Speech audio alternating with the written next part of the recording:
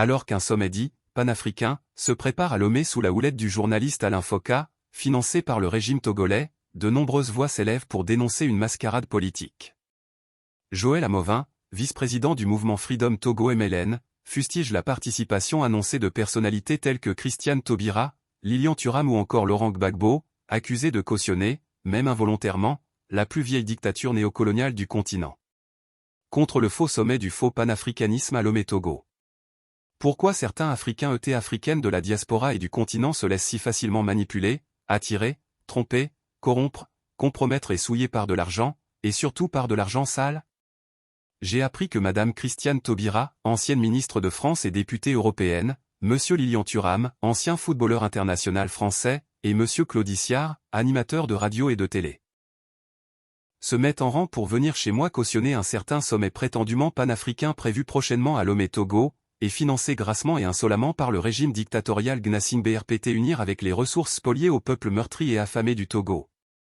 C'est à se demander si ces personnalités de la diaspora africaine des Caraïbes connaissent un tant soit peu le Togo et son histoire ensanglantée sous le règne sans partage du régime dictatorial Gnassingbé RPT unir mis en place par la France colonialiste et impérialiste de Gaulle depuis 1963 à la suite de l'assassinat crapuleux du panafricaniste authentique Sylvanus Olympio, premier et seul président élu du Togo, père de l'indépendance et de la nation togolaise.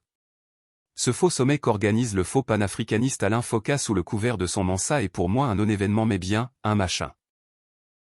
De la honte et de la compromission, parce que son but premier est de se faire de l'argent facile en faisant objectivement la promotion du régime Gnassingbé RPT unir, la plus vieille dictature néocoloniale de tout le continent africain, suivie de près par celle de Paul Biya. Mesdames et messieurs les invités, d'honneur, avez-vous le moindrement cherché à vous instruire de l'histoire sociopolitique du Togo de ces 7 dernières décennies? Cela vous aurait évité de vous laisser exploiter dans ce jeu politique malveillant, de vous compromettre à vie aux yeux des peuples d'Afrique, et de vous faire les complices, à l'insu de votre plein gré, de l'aggravation des conditions de vie d'un peuple d'Afrique qui souffre depuis plus de 60 ans sous les bottes de la plus vieille et la pire dictature néocoloniale France-africaine de votre propre continent d'origine. Pour faire tourner les têtes ou donner davantage de tournis aux esprits faibles, on met Laurent Gbagbo dans la sauce, et Alain Foka écrit, l'ancien président de la Côte d'Ivoire participera à la conférence Mensa, qui se tiendra à Lomé du 26 au 28 juin 2025, pour part.